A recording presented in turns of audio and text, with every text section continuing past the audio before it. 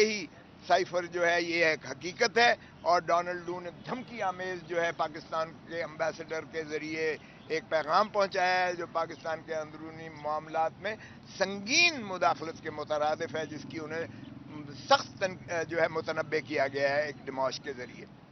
تو اس کے بعد مجھے بتائیں کہ اس سائفر کو، اور سائفر کو ایک اور بات بتاتا چلوں، سائفر ایک کوڈڈ وہ الفاظ میں ہوتا ہے جو فارن منسٹری میں آتا ہے، اس کو ڈی کوڈ کر کے اس کا ایک ٹرانسکرپٹ یعنی ترجمہ کیا جاتا ہے، اور وہ ترجمہ جو ہے وہ کر کے کاغذ، اصل سائفر ہمیشہ وہ کوڈڈ الفاظ میں، کوڈڈ لینگویج میں وہ فارن منسٹری میں آج بھی موجود ہے، جو کہ خود جو ہے اس وقت کے انٹیریئر منسٹر رانا ثناء اللہ نے کہا کہ اصل وہ جو ہے سائفر وہ فارن منسٹری میں آج بھی موجود ہے۔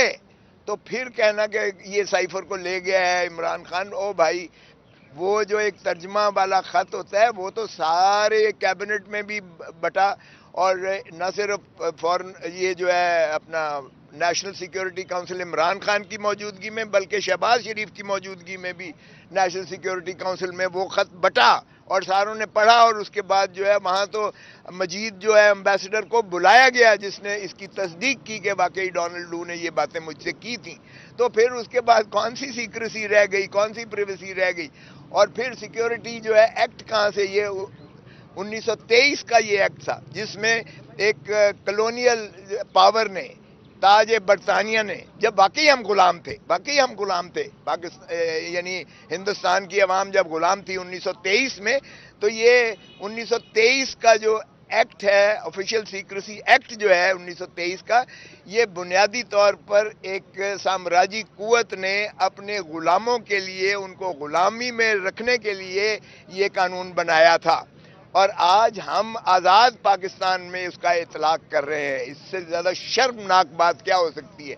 مجھے بتائیں کہ اس میں نہ تو پاکستان کی کوئی فورن تنصیبات کا کوئی اس میں خطرہ ہوتا ہے، نہ ہی اس نے نیشنل سیکیورٹی کا کوئی سوال پیدا ہوتا ہے۔ اور پھر بھائی آفیشیل سیکریسی ایکٹ کے تحت تم کس چیز کا ٹرائل کر رہے ہو؟ خان کو کس چیز کے لیے تم نے اندر پابا سلاسل رکھا ہوا ہے؟ کیا تم امریکہ کی غلامی کر رہے ہو؟ کیا تم ڈونلڈ لو کی غلامی کر رہے ہو؟ کیا پاکستان کے 25 کروڑ عوام کا عزت اور ناموس اور وقار اسی چیز کا متقاضی ہے کہ جس نے کہہ دیا کہ ایبسولوٹلی ناٹ، اور جس نے ہنری کسنگر کو کیا، ہم نے اس کو ضیاء الحق کے اور مولوی مشتاق کے ذریعے پھانسی اور لحد میں اتار دیا، بجائے اس کے کہ ہم اپنا ہنری کسنگر کو ہم برا بھلا کہتے یا امریکہ کو ہم جو ہے مورد الزام ٹھہراتے، ہم نے اپنے پرائم منسٹر کو لحد میں اتار دیا پھانسی دے کر۔ اور اب دوسری مرتبہ کیا ہم پھر وہی کرنے جا رہے ہیں کہ ڈونلڈ لو کی ایک جو ہے لغویات پر ہم پھر اپنے ایک پرائم منسٹر کو جو ہے نہ صرف ہم نے چلتا کیا بلکہ ہم نے آج اسے پابا سلاسل کر رکھا ہے، پھر ہم عبرت کا نشان بنانے جا رہے ہیں۔ تو یہ کیسی انصاف ہے؟ یہ کیسا جو ہے مقدمہ ہے جس کی پاداش میں آج عمران خان صاحب جیل میں اندر موجود ہیں؟ تو یہ حیرت کی بات ہے۔ اور پھر کہتے ہیں کبھی تو اس چیز میں جو ہے یاشی میں لگ جاتے ہیں کہ کیا اس کا ٹرائل سیکرٹ ہونا چاہیے۔ او بھائی کس چیز کا سیکرٹ ہونا چاہیے ٹرائل؟ ساری قوم کو دیکھنا چاہیے، آؤ دیکھو کہ کس چیز پر آپ کا جو ہے ایک پاپولر ترین جو پرائم منسٹر تھا اس کو کس مقدمے میں اندر رکھا جا رہا ہے اور کس پاداش میں اسے سزا دی جا رہی ہے، اسی لیے کہ پاکستان کی عزت اور وقار کے لیے اس نے ڈٹ کر کہا ہے ایبسولوٹلی ناٹ، اسی لیے کہ اس نے امریکہ کی غلامی کرنے سے انکار کر دیا، تو آپ نے اس کو چلتا ہی نہیں کیا ہے، آپ نے اس کو جو ہے اندر بھی کر رکھا ہے۔ تو میں سمجھتا ہوں کہ آج کا یہ مقدمہ جس میں خان صاحب اندر ہیں، اور خان صاحب کی ایک اور بتاؤں، خان ڈٹا ہوا ہے، اس نے کہا ہے کہ میں قوم کو جب تک آزاد نہیں کرواؤں گا، کیونکہ یہ حقیقت ہے کہ اس وقت انسٹیٹیوشنل کیپچر ہو چکا ہے پاکستان میں آئین کو باندی اور لانڈی اور غلام بنا دیا گیا ہے، آئین نام کی کوئی چیز نہیں ہے، یہ پاکستان اس وقت سرزمین بے آئین ہے۔ اس وقت عدالتوں کو ہم فیصلے ماننے کو تیار نہیں ہیں، سپریم کورٹ نے کہا 90 دن کے اندر الیکشنز کروائیں، ہم نے ہوا میں بکھیر کے سپریم کورٹ کے فیصلے حکم کو جو ہے اڑا کے پرے پھینکا ہے، ہم نے اس کو نہیں مانا۔ پھر آپ دیکھیں کہ عدالتیں اس کو ضمانتیں لیتی ہیں، عدالتیں پرویز الہی کی ضمانت لیتی ہیں، ایک میں لیتی ہیں، دوسرے میں لیتی ہیں، تیسرے میں لیتی ہیں، چوتھے میں لیتی ہیں، پانچویں میں لیتی ہیں. ہم نہیں چھوڑتے اس کو، ہم عدالتی فیصلوں کو نہیں مان رہے ہیں. یہ ہے آج کا نظام آپ کا. تو مجھے بتائیں جس میں نہ آئین کی کوئی وقت ہو، نہ عدلیہ سپریم کورٹ اور ہائی کورٹ کی وقت ہو، بلکہ وہاں جو ہے اس طرح کے مقدمات میں آپ کے سابقہ وزیر اعظم کو اندر رکھا جا رہا ہو، تو پھر کیا کہا جائے پاکستان میں. یہ منی مارشل لا ہے، یہ مارشل لا سے بدترین دور ہے جس میں سے اس وقت مملکت خداداد پاکستان گزر رہی ہے. اور خان نے کہہ دیا ہے کہ میری جان بھلے جاتی ہے چلی جائے، لیکن پاکستان کو میں عوام کو آزادی دلا کے رہوں گا، اور آزادی کے لیے وہ آخری دم تک لڑنے کو تیار ہے. اس کی کوئی لغزش نہیں آئی ہے، اور نہ ہی اس میں کوئی جھکاؤ آیا ہے، اور نہ ہی وہ خائف ہے. Thank you very much. آج کی سماعت کا کیا کہتے ہیں؟ آج کی سماعت دیکھیں، ریمانڈ ہو ہی نہیں سکتا تھا جو 10 تک. اگر چالان نہیں دیتے اس کا مطلب ہے آپ کے پاس کوئی ایسا شواہد نہیں ہے ٹینجیبل، مؤثر شواہد ثبوت نہیں ابھی تک میسر آ رہے، تو پھر آپ تاریخوں پہ تاریخیں لے رہے ہو. آج بھی چالان پیش نہیں کیا گیا ہے، اس لیے کہ چالان کس چیز کا پیش کریں. کیا یہ چالان بنتا ہے کہ اس نے ڈونلڈ لو نے یہ ایک لغو بات کر کے پاکستان کو دھمکی دی ہے؟ اس میں پاکستان کی کون سی سیکیورٹی خطرے میں پڑ گئی ہے؟ پاکستان کی عزت اور نموس اور وقار کو تو عمران خان نے ڈٹ کے جو ہے دفاع کیا ہے. کیا اس کی سزا جو ہے آفیشل سیکریٹسی ایکٹ 1923 میں جو سامراجی قوت نے ہمیں غلام رکھنے کے لیے کیا تھا، کیا آج بھی ہمارے اوپر وہی سامراجی قوت ہے، سوائے اس کے کہ خاکی ٹوپی والا چلا گیا اور کوئی اور جو ہے آ کے آج اس ملک کو جو ہے پھر غلام بنانے کے لیے عوام کو یہ قانون کے سہارا لے رہا ہے. تو اسی لیے خان نے جو ہے اس کو ڈٹ کے کیا ہے. آج ریمانڈ غلط دیا ہے عدالت نے، بالکل کوئی جواز نہیں تھا. 10 اکتوبر تک دیا ہے. آج کا کوئی جواز نہیں بنتا تھا. آج خان کو رہا کر دینا چاہیے تھا باعزت طریقے سے اگر چلان نہیں آیا. باہر کے 10 اکتوبر کی تاریخ. سر کل عامر فاروق صاحب نے کہا کہ اب یہ کیس جو ہیں لائیو سٹریمنگ میں جائیں گے، اس میں وہ مسکرائے بھی ہیں، تو اس حوالے سے آپ کیا کہتے ہیں؟ اور دوسرا جاوید صاحب نے جس طرح کہا کہ اڈیالہ جیل منتقلی کے حوالے سے کل وکلاء کی جانب سے ایک ٹویٹ کیا گیا جو میڈیا پہ کافی پھیلا، لیکن اس کو بعد میں ڈینائی کر دیا گیا. کیا اس طرح کا یہ معاملہ ٹھیک ہے؟ نہیں دیکھیں، وہ تو فیصلہ ایک کل دیا ہے، انہوں نے آرڈر کیا ہے. انہوں نے کہا ہے کہ اب ان کا جو وہ سٹیٹس تھا بطور ایک قیدی کے سزا یافتہ کے، وہ ختم ہو چکا، کیونکہ ان کی وہ اس میں ضمانت ہو چکی ہے. سزا جو ہوئی تھی 3 سال والی وہ معطل ہو چکی ہے، سزا سسپینڈ ہو چکی ہے. لہذا اب وہ آرڈینری پریزنر کی حیثیت سے اس سائفر والے کیس میں. تو کیا کوئی اور مقدمہ بھی پنڈی اور اسلام آباد کا ہے جس میں اٹک جیل میں رکھا گیا ہو قیدی کو؟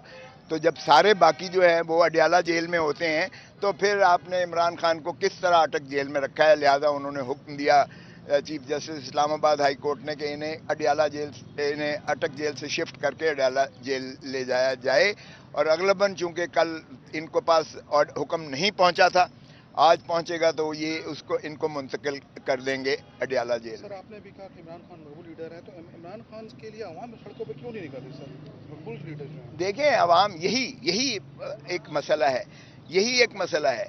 اس وقت ریاستی اداروں کے لیے صرف ایک عمران خان ہی ہے جس کو دفن کرنا ہے. عوام کی کوئی دکھ درد نہیں ہے. عوام بلک رہی ہے، عوام مر رہی ہے، عوام بھوک سے جو ہے فاقوں پر آئی ہوئی ہے.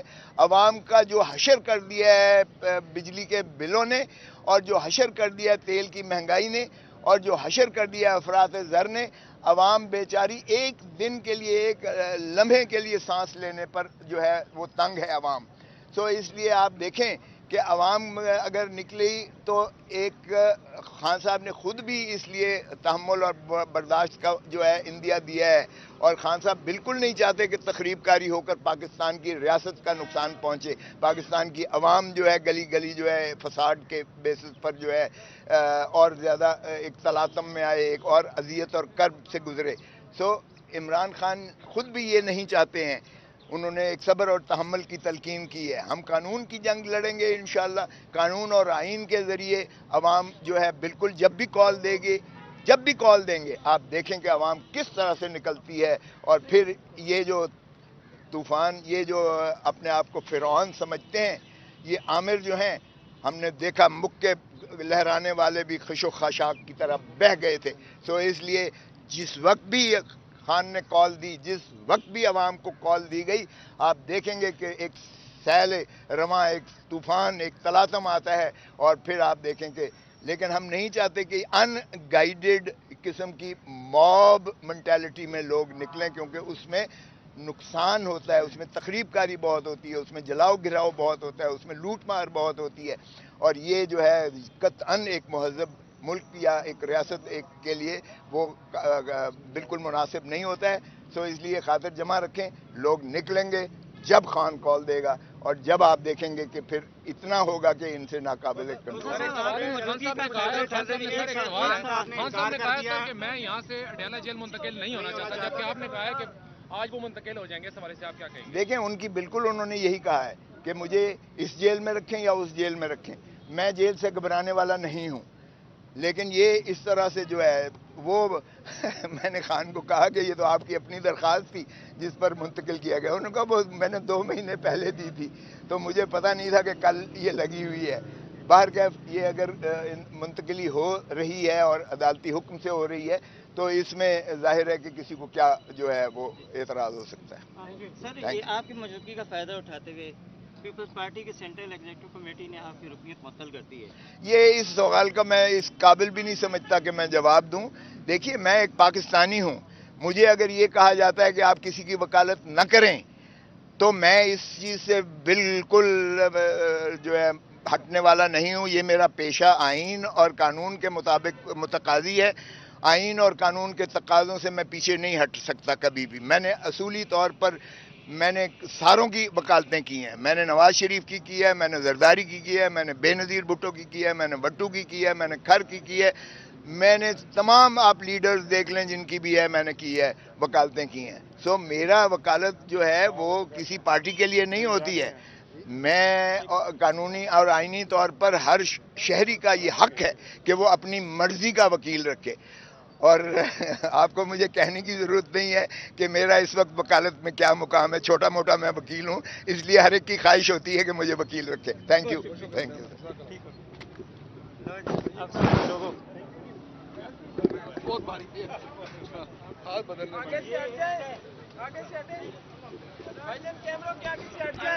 आगे से हट जाओ।